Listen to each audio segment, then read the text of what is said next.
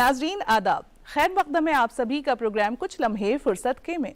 नाजरीन, हम अक्सर ऐसे लोगों के बारे में पढ़ते हैं या सुनते हैं जिन्होंने एक उम्र गुजर जाने के बाद ऐसे ऐसे कारनामे अंजाम दिए हैं जिन्हें करने की हम सोच भी नहीं सकते हैं। ख़ास तौर से हम ख़वातीन की बात करें तो घर के कामकाज में उलझकर उनकी उम्र गुजरती जाती है और फिर एक ऐसे उम्र के पड़ाव पर पहुंचती हैं जब उनसे कुछ कहा या सुना जाता है कि भाई ये काम कर लो, तो उनका जवाब होता है कि अब हमारी सीखने की या कुछ पढ़ने की उम्र नहीं रही, ये तो बच्चों की बातें हैं, बस यही कहकर हम रह जाते हैं। लेकिन जनाब, जब हम ऐसी ऐसी शख्सियात के बारे में, ख़ास तौर से ख़वातीन के बारे में पढ़ते हैं कि जिन्होंने 90 साल की उम्र में खेल में गोल्ड मेडल हासिल किया या फिर 70 से 75 साल की उम्र में वो बिजनेस वुमेन बन गई, तो हैरत ज़दा बात लगती है, क्या ये भी मुमकिन है?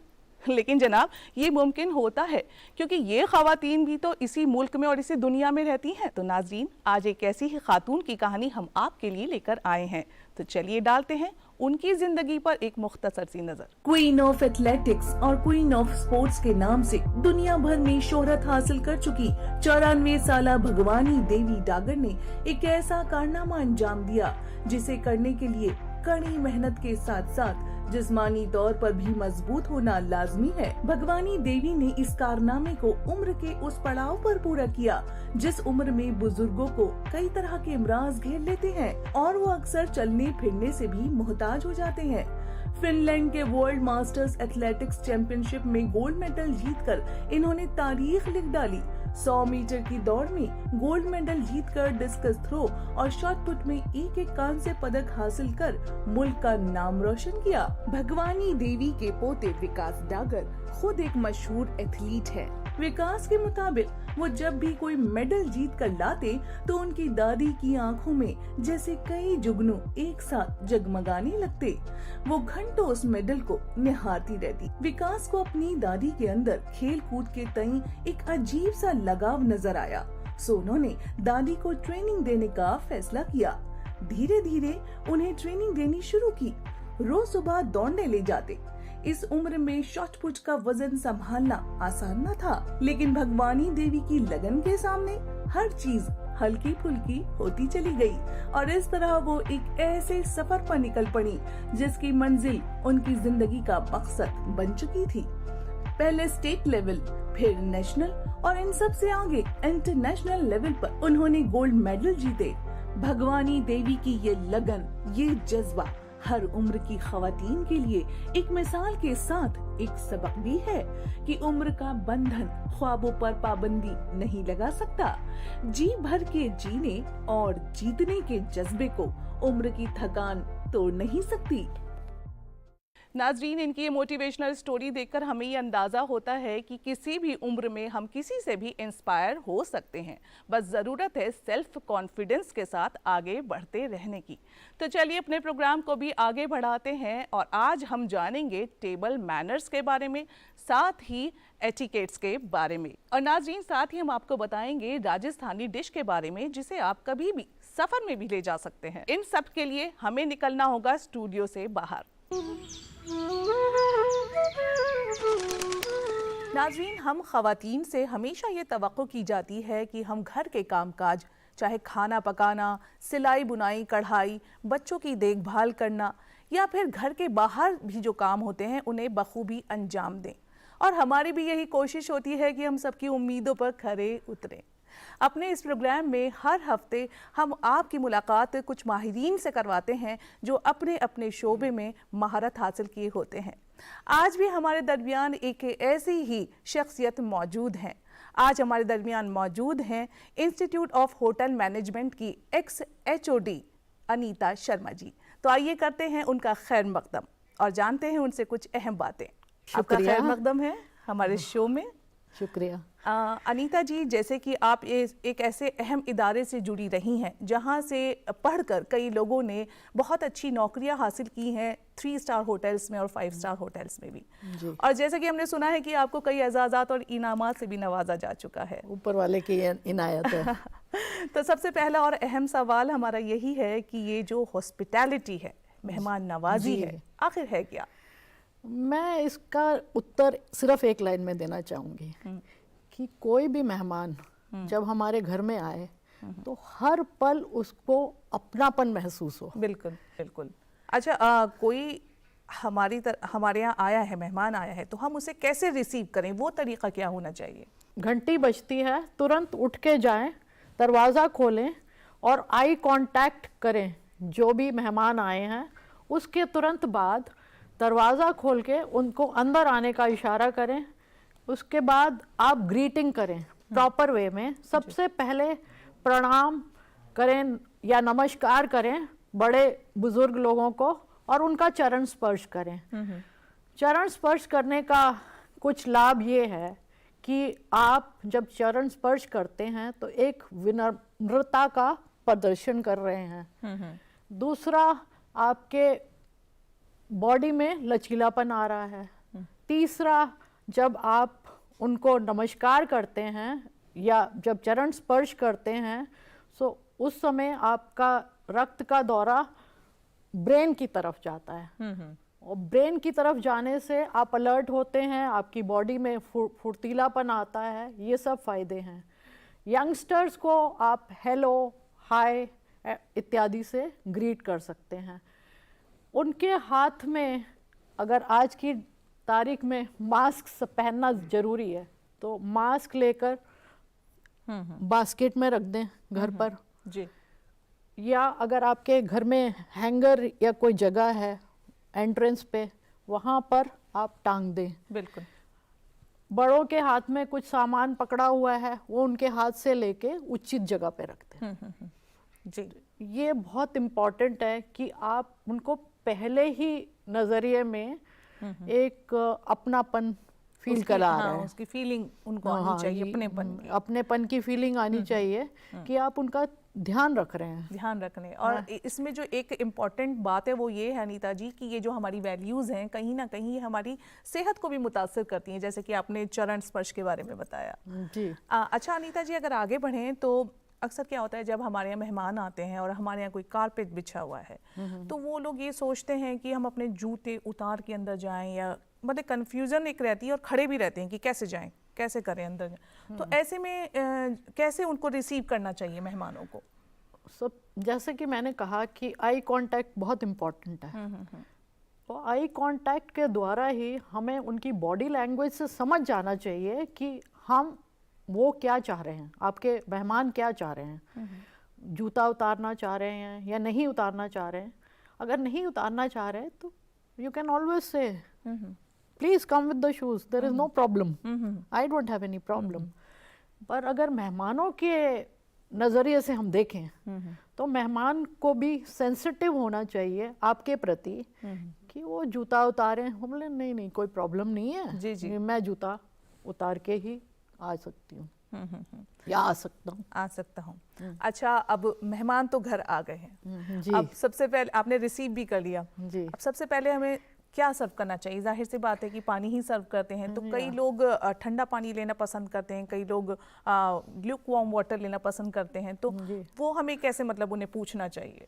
जी सबसे पहले तो आप जैसे ही वो बैठ जाएं तो उनको आप ये ज़रूर कहें कि ये हमारी खुश नसीबी है कि आप हमारे घर में आए। कोई बहुत समय के बाद आया है तो आप ये बोलें कि बहुत समय बाद दर्शन हुए आपके और बहुत अच्छा लग रहा है हमें कि आप आए, आपने कुछ समय निकाल करके, अपना प्रेशियस टाइम निकाल करके हमारे घर में आए हैं। ये बहुत अच्छी फीलिंग आ रही है मेरे को, ये हमारे को ये बोलना बहुत ज़रूरी है। और जैसा कि आपने कहा कि सबसे पहले पानी हम सर्व करेंगे तो उसके लिए ये कि जो बाहर से आ रहा है, धूप से आ रहा है, कैसा मौसम है कैसा नहीं है। ज़्यादातर लोग ये मिस्टेक करते हैं कि वो ये पूछना भूल जाते हैं कि आप पानी किस प्रकार का लेना पसंद करेंगे, लेंगे वेरी चिल्ड, गुनगुना, नॉर्मल वाटर। और टू ऐड फर्दर मैं ये कहना चाहूँगी एक दूसरे प्रकार का वाटर जो काफ़ी लोगों के घरों में होता है, आर्टिसो water, that also you can serve, वो भी आप सर्व कर सकते हैं। जो ये प्रथा हमारे पुराने ज़माने से दादा दादी के ज़माने से चली आ रही है, इसलिए वो पानी अगर सर्व करें जो कि जिसमें एंटीऑक्सीडेंट, आपके डाइजेस्टिव सिस्टम के लिए अच्छा है और काफ़ी चीज़ों को हेल्थ वाइज कवर करता है। अच्छा, ये पानी वैसे होता क्या है? गुड फॉर गट। अच्छा, मैं अभी उसी पर आने वाली थी। जी जी। एग्जाम्पल के तौर पे केरला में आप किसी रेस्टोरेंट में जाएं, किसी के घर में जाएं, एक हर्बल वाटर लाल रंग का मिलेगा। जी जी। नॉर्दर्न साइड में आप जाएंगे, हमारी दादी नानी ने जो बनाए हैं पानी, तुलसी का पानी फॉर एग्जाम्पल, जी। वो इन्फ्लेमेशन के लिए अच्छा है, बुखार, जुकाम, खांसी, एंटीऑक्सीडेंट, गुड फॉर डाइजेशन। तो वो पानी भी आप सर्व कर सकते हैं। जी। अगर आप डाउन साउथ जाएं तो वहाँ पर जीरा और नीम का पानी वो बनाते हैं, तो वो भी बहुत अच्छा है आपके लिए। तो ये एक टिप मैं देना चाहूँगी कि आप उबालें, उसमें एसेंशियल ऑयल्स तो उड़ के चले गए सही। और उसमें आपने ठंडा पानी मिला दिया, वो तुरंत तैयार हो गया। वो एक इंस्टेंट मेथड है। उसमें कुछ लाभ होगा पर not all, you don't get all the advantages. अगर यही पानी आप 24 घंटे पहले उसमें तुलसी स्टीप करके रख दें तो all the essential oils, everything will be extracted. So इस तरह के पानी बनाने की विधि, जहाँ पर भी आप पत्ता इस्तेमाल कर रहे हैं या शेविंग्स इस्तेमाल कर रहे हैं, तो मेरा ये खुद का सोचना है कि आप 24 घंटे पहले बना के रखें। अनीता जी, अब ये पानी तो सर्व हो गया, जूस और कोल्ड ड्रिंक भी पूछ ली गई जी। इसके बाद एक लंबा गैप भी हम लोग ले लेते हैं, मेहमान आए हुए हैं, बातों में लग गए हैं, तो नाश्ता लगवाने में काफ़ी टाइम ले लेते हैं। तो इसमें हम कितना, मतलब हमें गैप होना चाहिए नाश्ता लगाने तक? नाश्ता लगाने तक 15 से 20 मिनट का गैप होना चाहिए, क्योंकि जो भी आपका कोल्ड ड्रिंक पी रहा है उसके तुरंत बाद गर्म या ठंडा नहीं पीना चाहेगा। बिल्कुल। इसके लिए पहले तो मैं आपको ये, इससे पहले कि हम फर्दर आगे जाएं, जी, मैं आपको पानी सर्व करने की विधि बताना चाहूंगी, जी, जो कि बहुत इम्पोर्टेंट है। इससे पहले कि हम नाश्ते तक पहुंचे, पानी सर्व करना सीख लेते हैं। जी। अगर आपने पानी फॉर एग्जाम्पल सर्व करना है तो इसका वेटर्स क्लॉथ का एक पैड बना लेते हैं और अबाउट दिस मच लेवल तक पानी सर्व करें। जी। अप टू द ब्रिम नहीं। This is the correct way of serving water. और राइट हैंड से सर्व करें, राइट हैंड साइड से सर्व करें। जो ग्लास है मेहमान के राइट हैंड पे होना चाहिए। अच्छा। उसका कारण ये है कि आप most of the people are right handed, तो जब ग्लास उठाएंगे तो राइट हैंड से ही उठाएंगे। और साथ ही साथ मैं आपको ग्लास उठाने की विधि भी बता देती हूँ। यहाँ पर मैं 3 उंगलियों का इस्तेमाल कर रही हूँ और बेस से पकड़ें, ताकि आप रेस्ट जो पीने का एरिया है, ब्रिम एरिया, उसको कंटामिनेट नहीं करते हैं। जी जी। तो एक ये सर्विस का स्टाइल हो गया। और यही एक हम कोस्टर इस्तेमाल कर सकते हैं। ये आप नीचे रख सकते हैं, तो जो कंडेंसेशन होगा वो इसी पे जमा होगा। जी। जो आपकी बूंदें ठंडे पानी की जमा होंगी। तो ये एक स्टाइल हो गया सर्विस का। दूसरा, अगर हम बोतल से सर्व कर रहे हैं, फॉर एग्जाम्पल ये बोतल पड़ी है मेरे पास जी, और इससे मैं सर्व कर रही हूँ, तो मुझे बोतल को ऐसे पकड़ना है। Okay. This is the best way to hold the bottle. आप पानी पोर करें, बोतल से सर्व करने में इसको ऐसे ट्विस्ट कर लें। जब आपने ऐसे ट्विस्ट किया तो बूंदे टेबल पर नहीं गिरेंगी। तो ये एक स्टाइल है। उसके बाद जनरली क्या है कि हम पानी सर्व करने के बाद एक ट्रेडिशन है कि हमारे यहाँ पर पहले ठंडा सर्व करते हैं, फिर गर्म सर्व करते हैं। तो उसी के लिए मैंने ये जूस मंगाया हुआ है। और अच्छा। इसको भी हम बोतल से थोड़ा सा स्टाइल में सर्व करके बताएंगे। जी। और मैं जो आपको स्टाइल बता रही हूँ थोड़ा इंडियन स्टाइल विलायती स्टाइल दोनों का मिश्रण Mix है। जी। और हाइजीन स्टैंडर्ड भी फॉलो कर रहे हैं। ये हमने बोतल खोली, उसके बाद हमें इसको पकड़कर मेहमान के सामने ही ये इसको वाइप कर लें और थोड़ा अंदर से भी कर लें जी जी। और उसके बाद जो मैंने स्टाइल बताया है उसी स्टाइल से आप ये ट्विस्ट करके आप जब उनके सामने सर्व साफ करके और हाइजीनिक वे में सर्व कर रहे हैं तो उस समय आपका अलग ही फील आता है। जी जी, बहुत ही अच्छे से आपने ये तरीका हमें बताया और मुझे उम्मीद है कि हमारे नाज़रीन इसे समझ भी गए होंगे और इसे फॉलो भी करेंगे। अच्छा, एक और सवाल जो मेरे भी जहन में है और अक्सर आम तौर पर देखा भी जाता है कि जब कोई मेहमान आता है हमारे यहाँ तो जाहिर सी बात है कि हम नाश्ता लगाते हैं उनके सामने। तो ये शायद कुछ पूछना भी अजीब लगे, लेकिन कई बार क्या होता है नाश्ता ना, बच्चे भी होते हैं साथ में तो एकदम उठाने लगते हैं, खाने लगते हैं और प्लेट में कुछ बचता भी नहीं है जी। तो इन बातों का हमें कितना ध्यान रखना चाहिए जो मेहमान आया है उसे भी कहीं ना कहीं, कि कहीं इम्प्रेशन ख़राब नहीं होना चाहिए अपना। तो बेस्ट तरीका ये है कि आप प्लेटें अलग लगा दें, बुफे स्टाइल में लगाएं और नाश्ता जो है प्लेटर्स में, डोंगे में, इसमें सजा दें और चम्मच लगा दें साथ में या टोंग लगा दें। जैसा कि आपने कहा कि सबसे पहले तो ये है कि बच्चे या बूढ़े या सबका अपनी अपनी रिक्वायरमेंट अलग है। किसी को डायबिटीज़ है, किसी को कुछ है, तो उस हिसाब से वो जो चीज़ चाहिए वो ले लेंगे, जिसको जो चाहिए। और वेस्ट भी नहीं होगा। वेस्ट नहीं होगा। और प्लेट जो है, मुझे जो लगता है कि प्लेट खाली छोड़नी चाहिए, बचाना नहीं चाहिए। एक ज़माने में फैशन था कि भाई थोड़ी सी चाय छोड़ दो, थोड़ी सी जूस छोड़ दो स्टाइल दिखाने के लिए। पर आजकल कॉन्सेप्ट ये है कि आपने अगर पूरा ग्रहण कर लिया जो भी परोसा, इसका मतलब ये है कि खाना पसंद आया, स्वादिष्ट लगा और आपको बहुत अच्छा लगा। जी, ये भी एक बात है। अनीता जी, वाकई आज आपने हमारे नाज़रीन को, ख़ास तौर से ख़वातीन को बहुत ही अहम मालूमात फ़राहम की है। और होती तो ये बहुत छोटी छोटी सी बातें हैं जिन्हें हम अपनी रोज़मर्रा की ज़िंदगी में अंजाम भी देते हैं, लेकिन मैंने पहले भी कहा ना कि हर चीज़ का एक तरीक़ा होता है। तो बहुत ही खूबसूरती के साथ आपने हमारे नाज़रीन को ये बताया, ख़ासतौर से ख़वातीन को।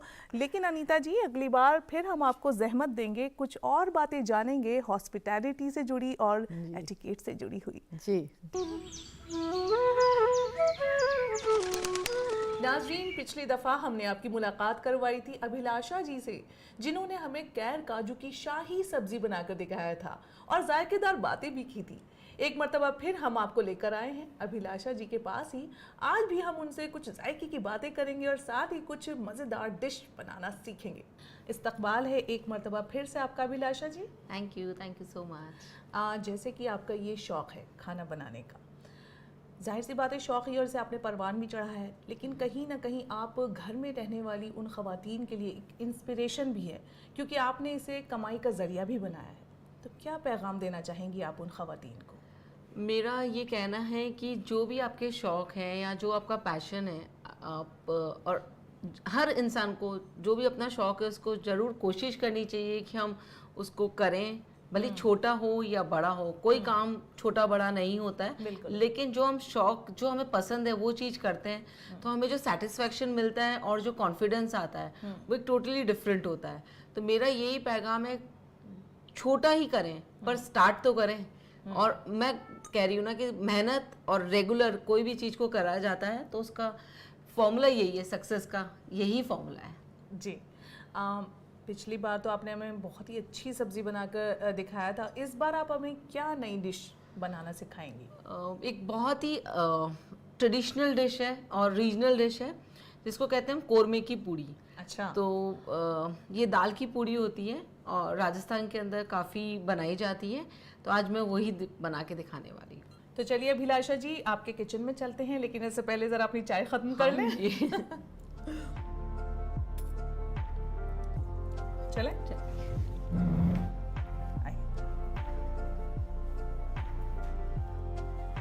तो अभिलाषा जी, आपके किचन में तो हम आ गए हैं और तैयारी भी बड़ी जोरदार लग रही है। तो हाँ क्या जी। बनाना सिखा रही हैं आप हमें? आज मैं कोरमे की पूड़ी बनाऊंगी। कोरमा जो होता है वो हम हमारे घरों में पहले दाल घर पे दली जाती थी।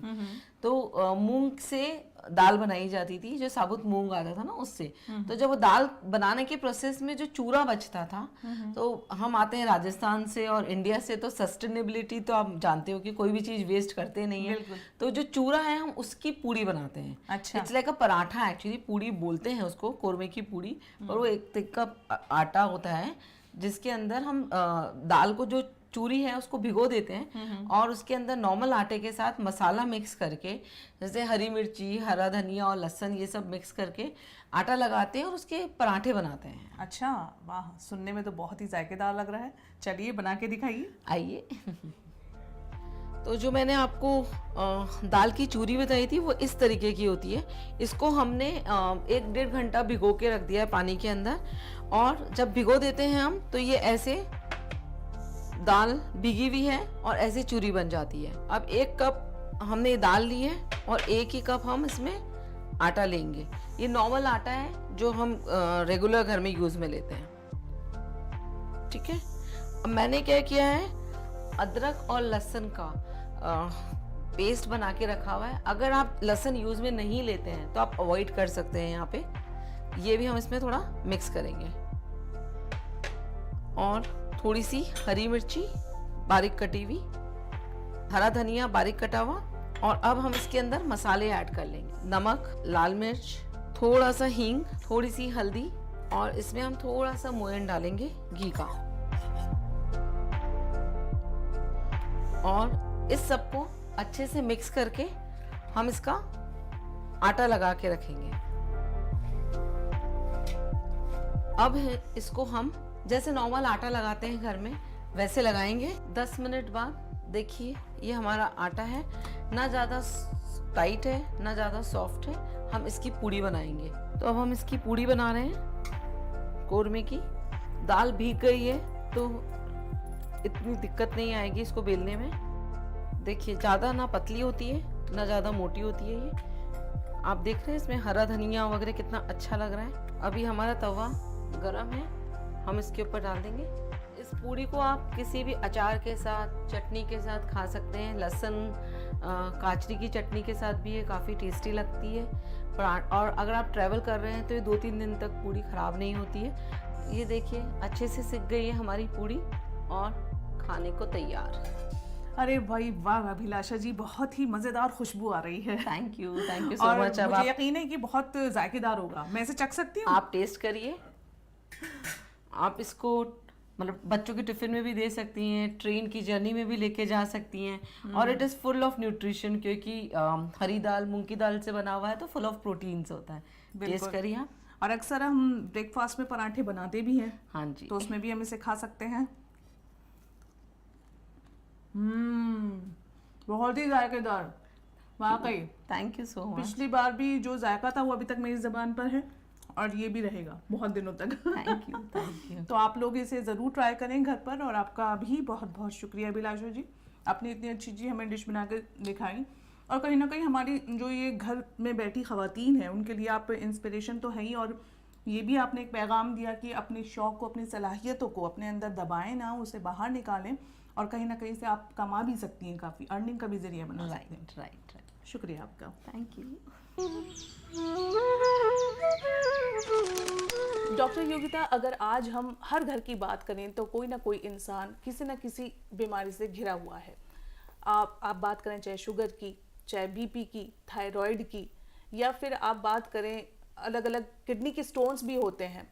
तो किस तरह से हम जो है इन बीमारियों को अपनी डाइट से कम कर सकते हैं या इनसे बच सकते हैं, या फिर अगर हम दवा की तरफ भी जा रहे हैं तो कैसे शुरुआती दौर पर हम ये कोशिश करें कि हम दवाओं पर ना आए।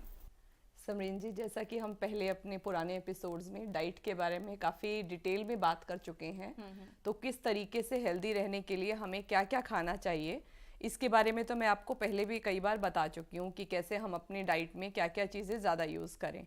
अब आता है जहाँ तक बीमारियों की बात है, तो हर बीमारी में अलग अलग तरीके की डाइट एडवाइस की जाती है, क्या चीज़ें आप खाएं क्या ना खाएं। तो ये अलग अलग बीमारी के हिसाब से रहता है। जैसे कि अभी आपने बात की डायबिटीज़ की, तो अभी इंडिया को diabetes capital of the world कहा जा रहा है, बिकॉज यहाँ पर शुगर के, मधुमेह के रोगी जो है बहुत ज़्यादा हो गए हैं। तो इसके लिए सबसे पहले हमें डाइट में क्या लेना चाहिए?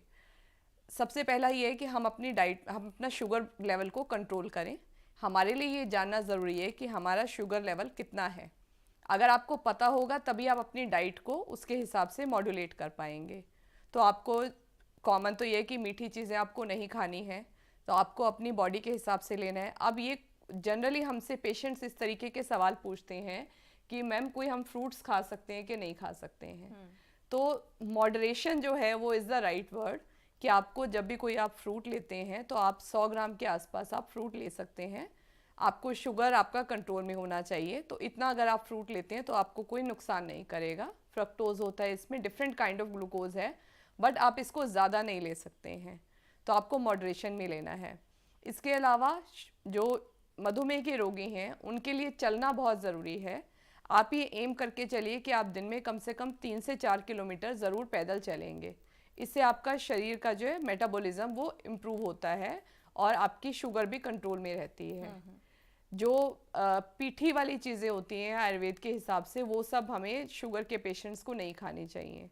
जैसे कि उड़द की पीठी से बनी हुई चीज़ें हो गई, तो इस तरीके की चीज़ें आपको अवॉइड करनी है। तो ये तो हो गया डायबिटीज़ के बारे में। डॉक्टर योगिता, आपका बहुत बहुत शुक्रिया। आपने वाकई हमारे नाजरीन को इतनी अहम जानकारी फराहम की। शुक्रिया आपका। हमें उम्मीद है नाजरीन कि आज का ये प्रोग्राम भी आपको काफ़ी पसंद आया होगा, ये सफ़र भी काफ़ी मज़ेदार रहा होगा। लेकिन वक्त हमें इशारा कर रहा है कि ली जाए आपसे इजाज़त। अगली मर्तबा फिर होगी आपसे मुलाकात, कुछ अहम जानकारी के साथ फिर मैं हाजिर हो जाऊंगी। तब तक के लिए मुझे दीजिए इजाज़त। खुदा हाफिज़।